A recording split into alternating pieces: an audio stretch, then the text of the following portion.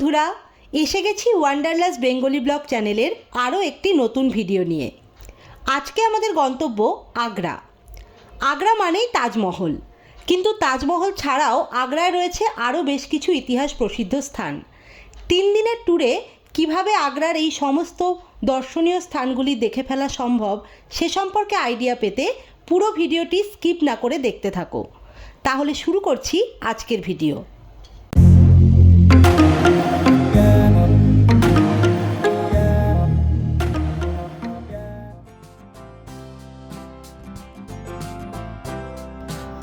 কলকাতা থেকে আগ্রা ফোর্ট বা আগ্রা ক্যান্টনমেন্ট স্টেশনে পৌঁছানোর জন্য রয়েছে বেশ কিছু train. Poorva express, Netaji express, Howrah Bikaner express, Sealdah Ajmer express এবং অনন্যা এক্সপ্রেস। প্রত্যেকটি ট্রেনে স্লিপার ক্লাসের ভাড়া 550 টাকা থেকে 650 টাকা এবং থার্ড এসি কোচের ভাড়া 1500 টাকা থেকে 1700 টাকার মধ্যে। আমরা দিল্লি থেকে আমার দাদার গাড়িতে করে সবাই মিলে হই হই করতে করতে দিল্লি নয়ডা যমুনা এক্সপ্রেসওয়ে ধরে পৌঁছেছিলাম আগ্রা। রাস্তার দূরত্ব ছিল 222 কিলোমিটার। আমাদের পৌঁছতে সময় লেগেছিল প্রায় 4 ঘন্টা।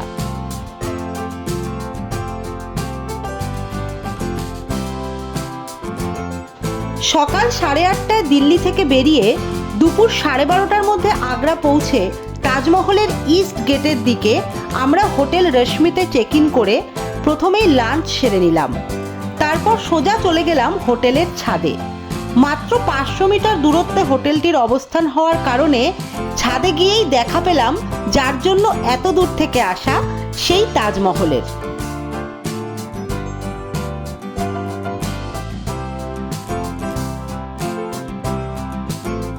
ঘন্টা দুয়েক হোটেল রুমে রেস্ট নেওয়ার পর আমরা বেরিয়ে পড়লাম আমাদের প্রথম ডেস্টিনেশন আগ্রা ফোর্টের উদ্দেশ্যে। পার্কিংয়ের সমস্যা হতে পারে এই ভেবে আমরা নিজেদের গাড়ি হোটেলেই পার্ক করে রেখে লোকাল অটো ভাড়া করে গেছিলাম।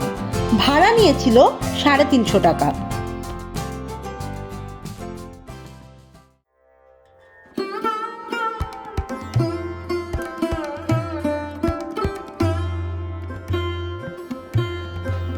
এখন আমরা এসে পৌঁছেছি আগ্রা ফোর্টে।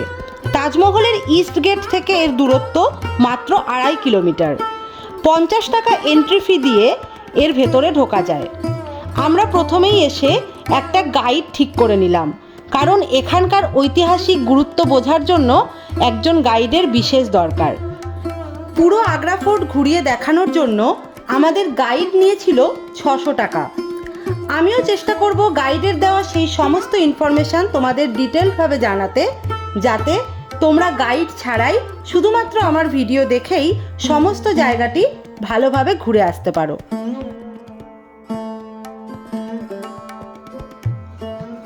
মুঘল সম্রাট আকবর 1565 খ্রিস্টাব্দে এই আগ্রা ফোর্ট নির্মাণ করেন। এরপর 1638 খ্রিস্টাব্দ পর্যন্ত এটিই ছিল মুঘল শাসকদের বাসস্থান। সিকিউরিটি চেক ইনের পর প্রথমেই যে গেটটি তোমরা দেখতে পাচ্ছ, এর উপরের দিকে রয়েছে বেশ কিছু ছোট ছোট জানলার মতো আকৃতি। রাজারা যুদ্ধ জয় করে ফেরার পর এখানে দাঁড়িয়েই সবাই তাদের ওপর পুষ্পবৃষ্টি করত। এখন যে জায়গাটি তোমরা দেখতে পাচ্ছ, এটি দুর্গের একমাত্র প্রবেশপথ। এর পাশাপাশি আক্রমণকারী শত্রুদের জন্য এটি একটি মরণ ফাঁদ। ঢালু পথ দিয়ে উপর থেকে পাথর গড়িয়ে ফেলা এবং দুপাশের উঁচু দেওয়ালের গায়ে করা নালীপথ দিয়ে গরম জল এবং গরম তেল ফেলে শত্রুদের মোকাবিলা করার ব্যবস্থা ছিল। গঠনশৈলীর বিশেষত্বর কারণে এখানে হওয়া খুব অল্প আওয়াজও জোরে প্রতিধ্বনিত হয়, ফলে দুর্গের ভেতরে সবাই সহজেই সতর্ক হয়ে যেতে পারত।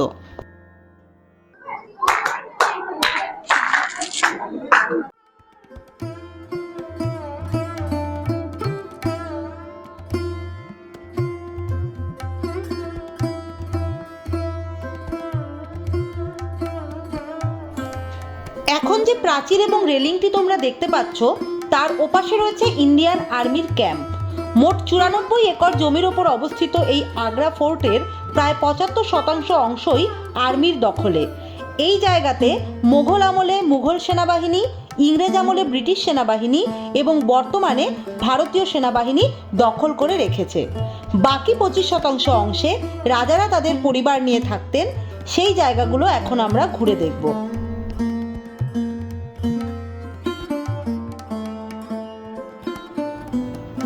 প্রাচীনকালে বাদলগড় নামে পরিচিত এই কেল্লাটি ছিল শুধুমাত্র লাল ইটের তৈরি।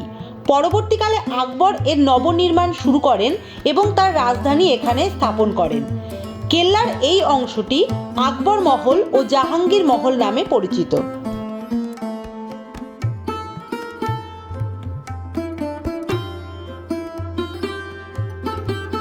এটা জাহাঙ্গীর মহলের ভেতরের অংশ। রাজস্থানী কায়দায় তৈরি এই জাহাঙ্গীর মহলের সবচেয়ে উঁচু অংশে রাজা বসতেন এবং তার নিচে যে জানলার মতো অংশ সেখানে রানীরা থাকতেন, আর নিচে এখানে হতো নানান রকম নাচ গানের আসর। মহলের এই অংশে ছিল আকবরের স্ত্রী যোধাবাইয়ের নিজস্ব হিন্দু মন্দির, কিন্তু পরবর্তীকালে ঔরঙ্গজেব এখানে অন্য হিন্দু দেবতার মন্দির ধ্বংস করার সাথে সাথে এখানকার মন্দিরের বিগ্রহ নষ্ট করে মন্দিরটি বন্ধ করে দেন।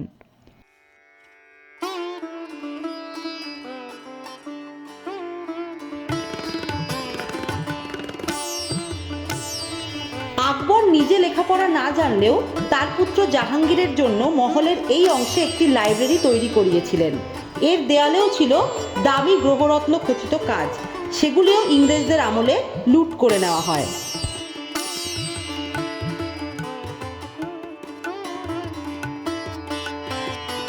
এখানকার পিলারগুলি সিঙ্গেল স্টোনের ওপর করা।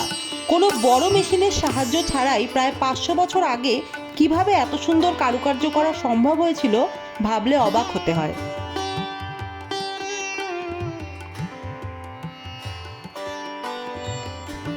কেল্লার এই অংশটি তখনকার দিনের সামার প্যালেস, যা হাওয়া মহল নামে পরিচিত ছিল।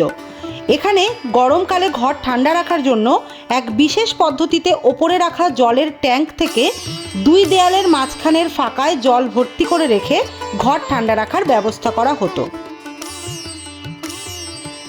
আর এই গর্তের মাধ্যমে অতিরিক্ত জল ড্রেন হয়ে যমুনা নদীতে পৌঁছে যেত।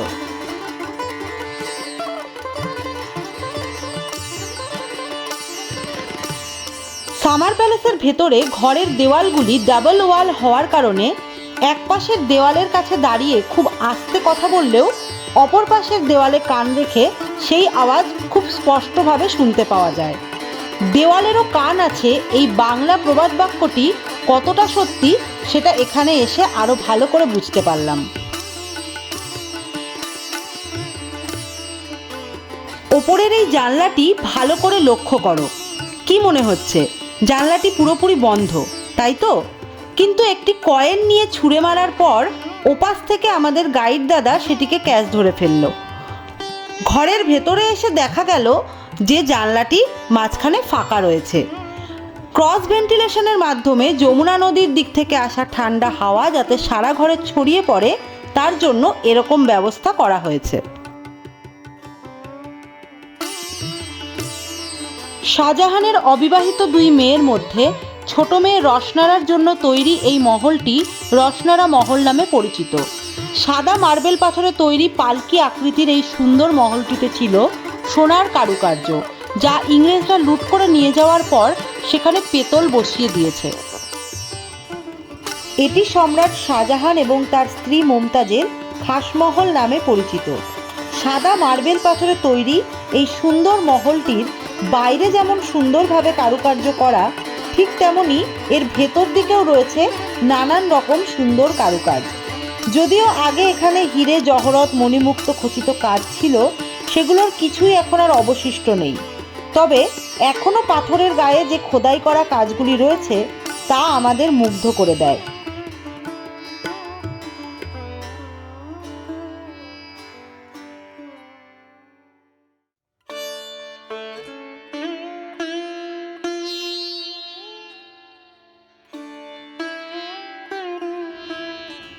খাসমহলের বাইরে উল্টো দিকে এই যে আরও অনেক ঘরগুলি দেখতে পাওয়া যাচ্ছে, এখানে দাসীরা থাকতো।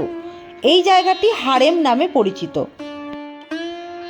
সামনের বাগানের মতো অংশটিতে পুরোটাই ছিল আঙুর গাছের বাগান। শাহজাহান এবং জাহাঙ্গীরের ওয়াইন খাওয়ার বিশেষ শখ থাকায় বাড়ির বাগানে হওয়া আঙুর দিয়েই ওয়াইন তৈরি করা হতো। এখনও এখানে কিছু আঙুর গাছ দেখতে পাওয়া যাচ্ছে।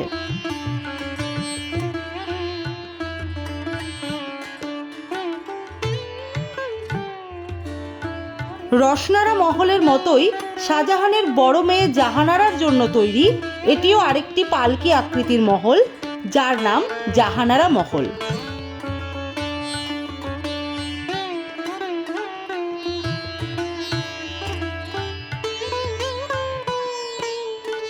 এই মহলটি মুসলমান বুর্জ নামে পরিচিত। এখানেই ঔরঙ্গজেব 8 বছর শাহজাহানকে নজরবন্দি করে রেখেছিলেন। পৃথিবীর সবচেয়ে সুন্দর জেলখানা বোধহয় এটাই। এর সমস্ত দেওয়ালে রয়েছে অপূর্ব সুন্দর বেলজিয়াম স্টোনের মিনাকারি কাজ।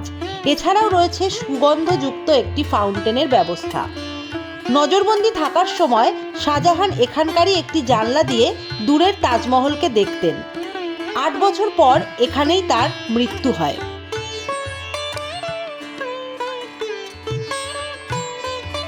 এটি একটি সিক্রেট টানেল, যেখান দিয়ে শাহজাহান নজরবন্দি থাকা অবস্থায় প্রতি শুক্রবার লুকিয়ে যমুনা নদীর তীরে নামাজ পড়তে যেতেন। তার মৃত্যুর পর তার কন্যা জাহানারা মৃতদেহটি নিয়ে এই পথ দিয়েই যমুনা নদী হয়ে তাজমহলে পৌঁছায়।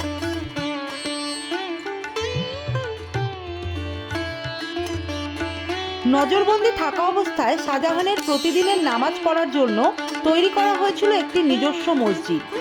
এই মসজিদটির নাম মিনা মসজিদ। প্রতিদিন এখানেই তিনি নামাজ পড়তে আসতেন।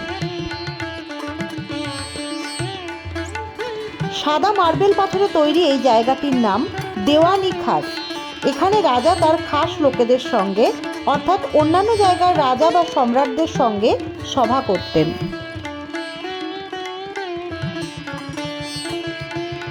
বেলজিয়াম থেকে আনা কালো কোষ্ঠী পাথরে তৈরি এটি জাহাঙ্গীরের সিংহাসন। 1803 খ্রিস্টাব্দে ইংরেজরা যখন আক্রমণ করে তখন কামান থেকে আসা একটা গোলা প্রথমে এখানে পড়ে এই সিংহাসনটিকে ক্ষতিগ্রস্ত করে, তারপর দেওয়ানি খাসের দেওয়ালে একটি ছিদ্র করে দেয়।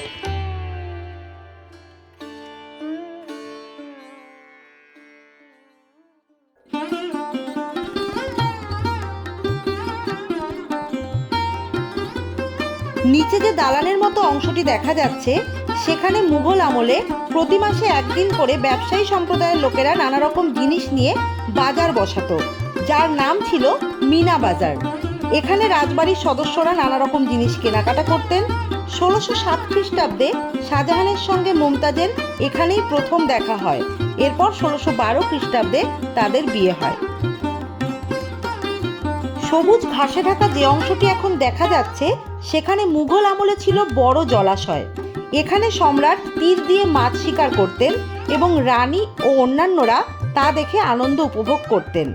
ইংরেজ আমলে এই জায়গাটি মাটি দিয়ে ভরাট করে দেওয়া হয়।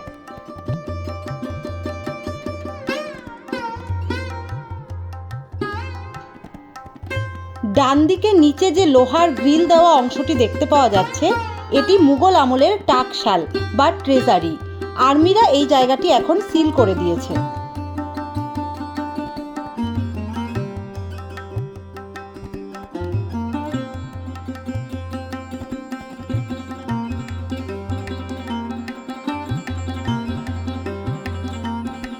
আগ্রা ফোর্টে সর্বসাধারণের প্রবেশাধিকার যোগ্য সর্বশেষ দর্শনীয় স্থান হল দেওয়ানি আম। এখানে এই উঁচু জায়গাটিতে মোগল সম্রাটরা বসতেন এবং আম জনতা বা সর্বসাধারণের নানান রকম সমস্যার কথা শুনে তাদের বিচার করতেন। তাই এই জায়গাটির নামকরণ করা হয়েছে দেওয়ান-ই আম।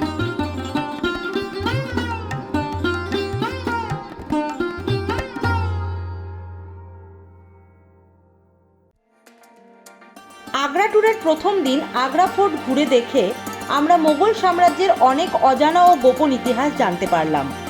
আগ্রায় রয়েছে এরকম আরও অনেক ইতিহাস প্রসিদ্ধ স্থান। সেই সমস্ত জায়গাগুলি আমরা দেখাবো ভিডিওর পরবর্তী অংশে। তাই আমাদের channel wanderlust Bengali blog subscribe করে আমাদের সাথে থেকো। আর আজকের ভিডিওটি কেমন লাগলো সেটা অবশ্যই কমেন্ট করে জানাও। খুব শিগগিরই ফিরে আসছি ভিডিওর পরবর্তী অংশ নিয়ে।